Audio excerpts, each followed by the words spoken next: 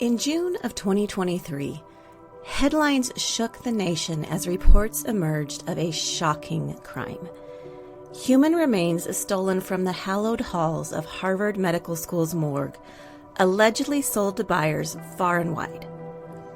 As the case unfolded, a dark underworld of online human remains trade was revealed.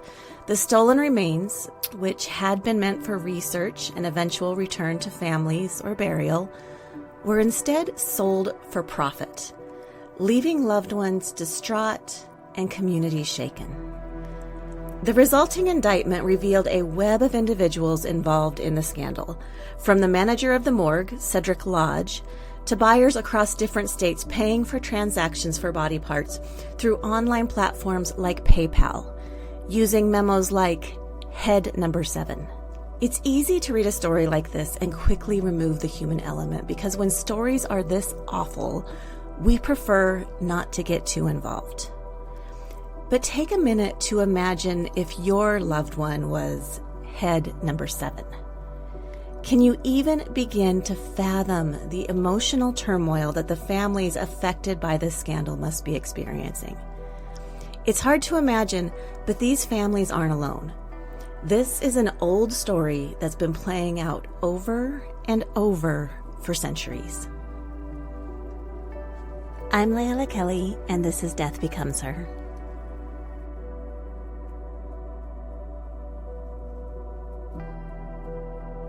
Today, I want to talk about medical cadavers. Let's briefly talk about medical cadavers and their importance to the field of medical education and research. First, they serve as invaluable tools for teaching anatomy, surgical techniques, and medical procedures. Cadavers provide a hands-on learning experience that can't be fully replicated by technology. They give students tactile understanding of the complexities of human anatomy in a real-life context. No doubt we breathe a sigh of relief knowing that our surgeons receive training on real bodies instead of having just read about a procedure, or maybe having practiced it in a digital simulation. And medical cadavers play a crucial role in advancing medical research and innovation. They provide scientists and researchers with a deeper understanding of the human body's structure and function. New treatments, surgical procedures, and medical devices can be developed thanks to medical cadavers. Disease pathologies have been explored, patient outcomes improved. We can all be grateful for the people who have given their bodies to medical science. It's no surprise then that a segment of our population chooses to donate their body to science. Many are motivated by a desire to contribute to medical education and research, benefiting society even after death. For others, it's a meaningful way to leave a lasting legacy and make a positive impact on future generations. Individuals facing terminal illnesses or contemplating their end-of-life plans may view donating their body as a way to claim a sense of purpose. Whatever the motivation, the choice to donate is generally seen as a selfless, altruistic act.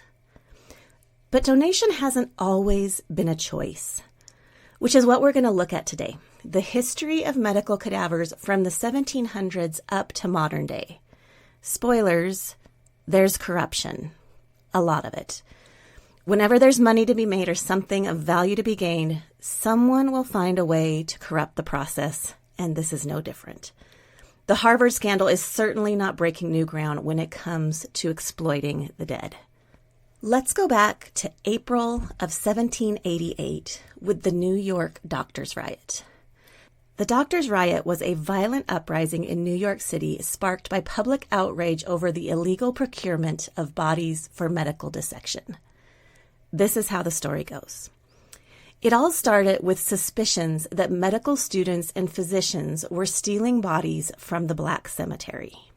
A petition was signed in February with the Common Council to take action against such practices, but for the most part, the petition was ignored. But the topic was on people's radar. So in April, when a medical student named John Hicks stood in an open window of a dissection lab and waved the disembodied arm of a cadaver at a group of playing children, things escalated quickly. It's said that Hicks took it a step further, claiming that the arm had belonged to the recently deceased mother of one of the boys. The boy ran home, reported it to his dad. Dad exhumed his wife's coffin, found it empty, and then he and other outraged citizens descended upon the hospital. At least that's one version of how it all got started. Others have a different slant on the story, saying that the boy was curious and was peeking in on a dissection that was taking place, and then discovered that his mother's body was missing. Either way, once it was discovered that the woman's body was in fact missing, a mob gathered and, fueled by the perceived disrespect toward the deceased and the violation of burial grounds, they vandalized the hospital and destroyed anatomical specimens. Some big names, like Alexander Hamilton, tried to keep the peace. He allegedly pleaded with the crowd on the front steps of the school for calm and a return to order, but was, quote, shouted down and pushed past as the mob searched for evidence of dissection. Physicians were imprisoned just to keep them safe from the mob.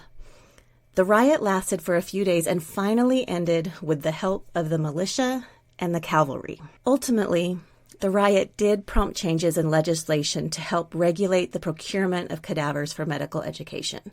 For example, 2 years later in 1790, a federal law was passed which permitted federal judges to add dissection to a death sentence for a murderer. That was all well and good, but it didn't change a whole lot. There still weren't enough medical cadavers. During the late 18th to 19th centuries, another disturbing practice emerged. Slaves' bodies were being sold to medical schools, and, as you likely guessed, the deceased nor their families had agreed to this. As demand for cadavers increased in medical education, the bodies of deceased slaves were seen as a readily available source.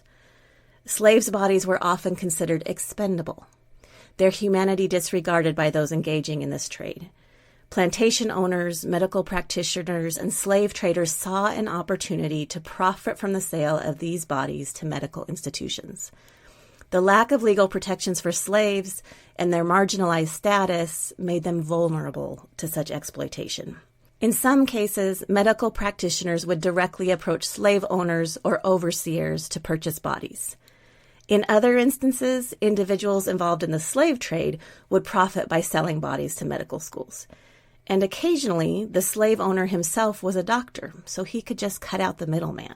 This unethical practice not only commodified the deceased slaves, but also perpetuated the dehumanization and exploitation that characterized the entire institution of slavery. Slaves were traded as chattel in life, and their bodies were cashed in on in death.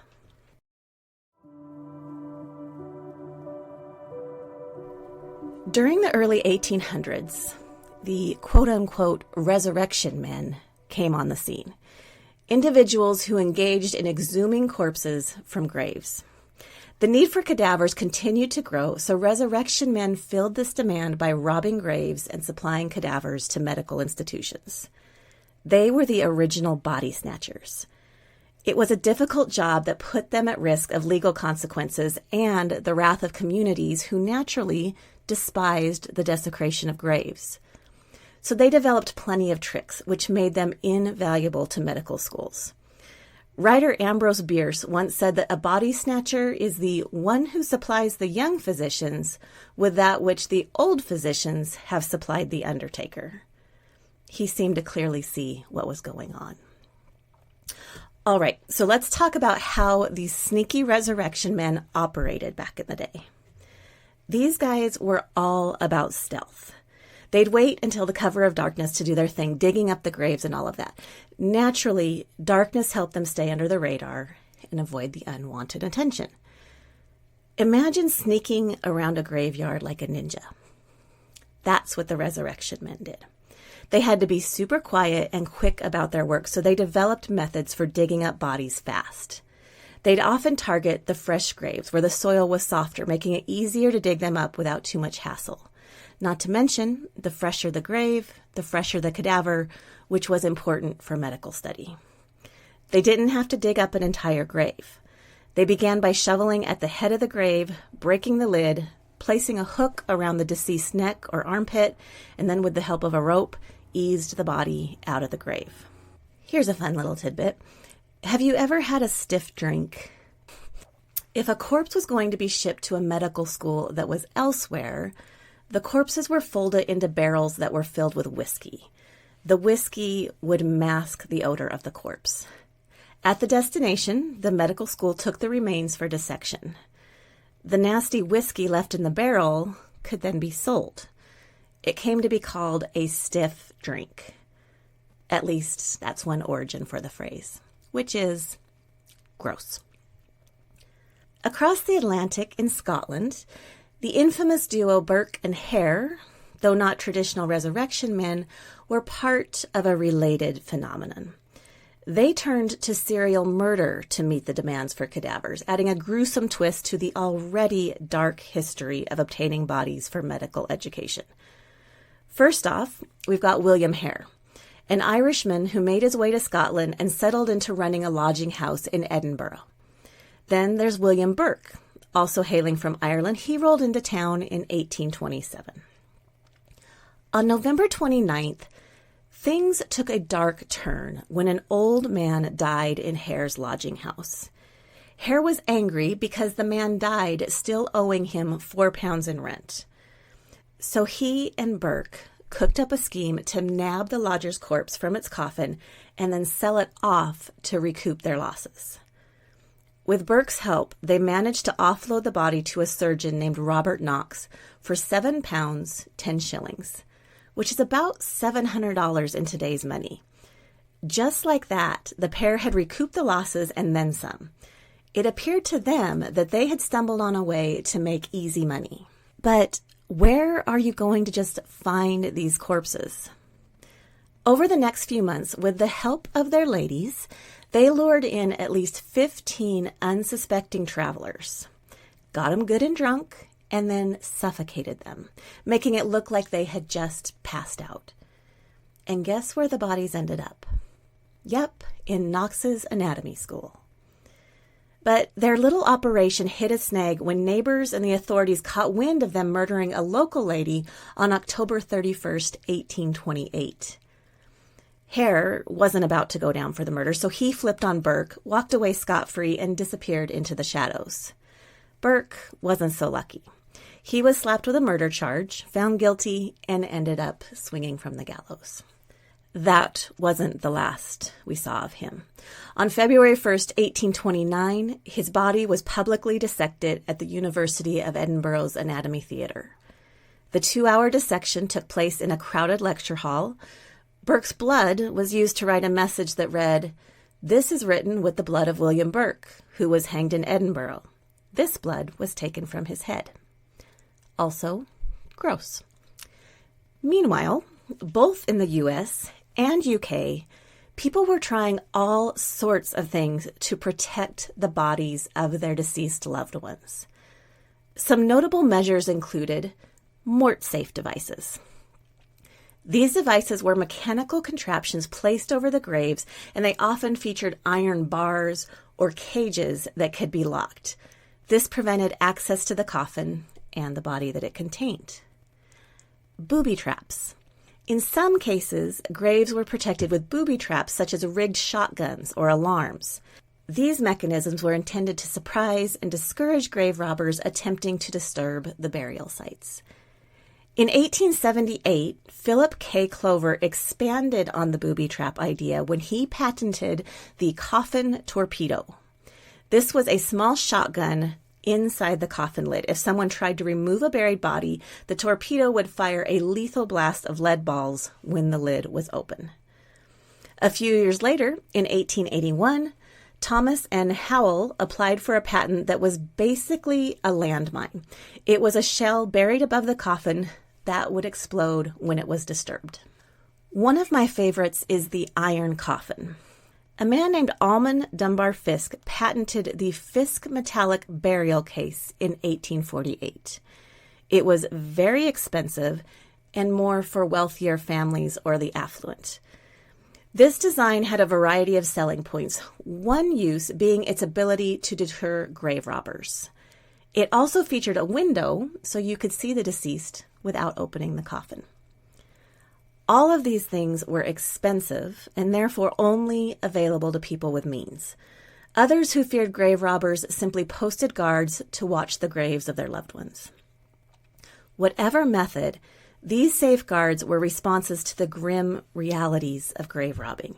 They reflected the community's determination to protect the sanctity of burial grounds and the dignity of their deceased. So, back to modern day. Ugh.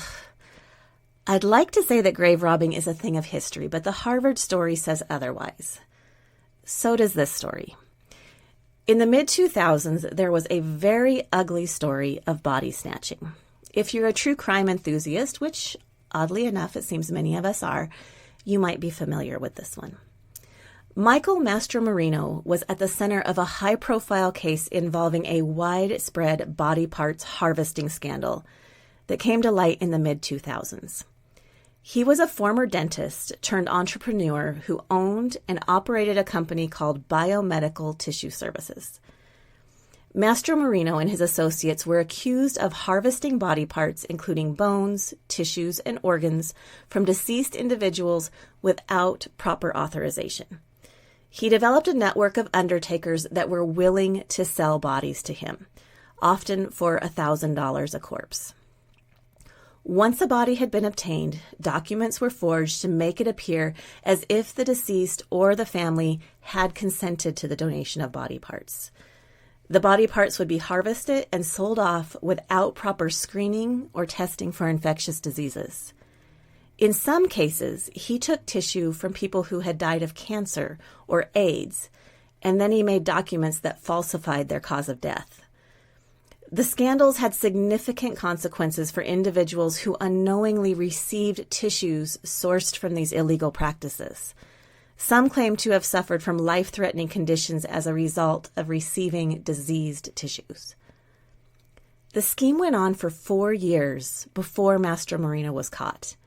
In that time, he had made over $4 million. In 2008, Mastromarino was sentenced to 58 years in prison after being convicted on numerous counts. In 2013, he died in prison as the result of liver and bone cancer. So, what can we learn from all of this? Should we just opt out of body donation altogether? Fortunately, these modern-day examples are isolated incidents, and there are many reputable programs out there. If you're considering donating your body to science, it's crucial to be well-informed about the process and the implications. Here's what you should know. Informed consent. Understand the importance of informed consent. You or your designated representative should be fully aware of the details and the purposes of body donation. This includes knowing the possibilities of how your body will be used for research or medical education. There's a great book on this topic called Stiff, The Curious Life of Human Cadavers by Mary Roach. If you're considering donation, it's a good read, and even if you're not considering donation, I still find it fascinating. I believe I have read it twice. Research reputable programs. Investigate and choose a reputable body donation program or anatomical gift program that's associated with a medical school, research institution, or a university. Ensure the program has a track record of ethical practices and transparency, and don't hesitate to ask questions to make sure that you fully understand their process. Legal aspects. Be aware of the legal aspects and requirements associated with body donation. These may include specific documentation, consent forms, and any state or regional regulations governing anatomical donations. Communication with family. This one is really, really important. If you are making plans to donate your body, you should clearly communicate your decision with your family or next of kin. It is essential that they understand and support your choice, as they may very well be involved in the process after your passing. Maintain thorough documentation. Keep records of your decision to donate your body, including any legal paperwork, and inform your family of the location of these documents for easy access when needed. Alternative arrangements. Generally speaking, we can't predict the exact circumstances of our death. So be aware that certain medical conditions, circumstances of death, or geographical location may limit the eligibility for body donation. If your death doesn't meet the criteria, your donation can't be accepted. So be aware that unforeseen circumstances or changes in your health might impact your eligibility for body donation. Should donation become impractical, have an alternate disposition plan ready for your loved ones to follow. Post-donation plans. Inquire about the program's policies regarding the return of cremated remains after the research or educational use of the body. Understand the program's procedures for handling the remains and any associated costs, which then brings us to costs and transportation. So clarify whether the body donation program covers costs associated with transportation, preparation, and final disposition. Many programs do cover these costs, but others might require some kind of financial contribution from the donor or their family. And stay informed. As with all end-of-life plans, regularly review and update your plans to ensure that they align with your wishes and the current practices of the chosen program. Stay informed about any changes in the body donation program policies and procedures. By being well informed and making thoughtful decisions, you can contribute to scientific and medical advancements and ensure that your body donation process aligns with your values and preferences. In the wake of disturbing incidents throughout history and in our modern era, it's evident that there are many things to consider when it comes to body donation.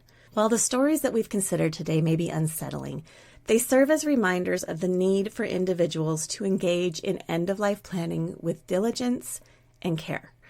So whether considering body donation or other arrangements, do your due diligence, research your options, communicate your intentions with loved ones, and stay informed about legal and logistical considerations. All of that can be easier said than done. That is something that I have come to realize while working with people at the end of life. Many people have very good intentions, but they don't follow through. I often think of it akin to taxes. It's something that we know we need to get done, but it's just not all that fun, so it can be hard to actually follow through. I want to tell you about something, though, that I have been working on in order to facilitate end-of-life planning, just making it easier. I've developed a program that I call End-of-Life Essentials, and it's an online course that combines a variety of videos and a 63-page workbook to walk you through end-of-life organization. Everything from the importance of advance directives to documenting your personal care preferences, funeral details, personal organization, and finally, leaving a lasting legacy. At the end of the course, you'll have all of your important information in one place. You'll know that you've provided everything that your loved ones need to care for you at the end of life as well as after you've passed, and that they can care for you in a way that honors your wishes, and when the time comes, your loved ones won't be left scrambling to find important information or to make decisions that they hope would be okay with you. They won't be laying awake at night wondering if they did the right thing. It's peace of mind for both you and your loved ones, and it's an important step that we all need to take. You can learn more on my website, leavingwellmt.com. Whatever your end-of-life wishes, whether you would like a traditional burial, a green option, or you desire to contribute to meaningful advancements in science and medicine, make your wishes clear. Have conversations with loved ones. Remember, talking about death won't kill you. I promise. As always, thank you for listening to Death Becomes Her.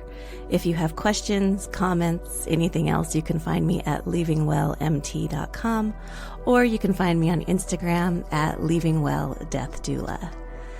I'm Layla Kelly, and this has been Death Becomes Her.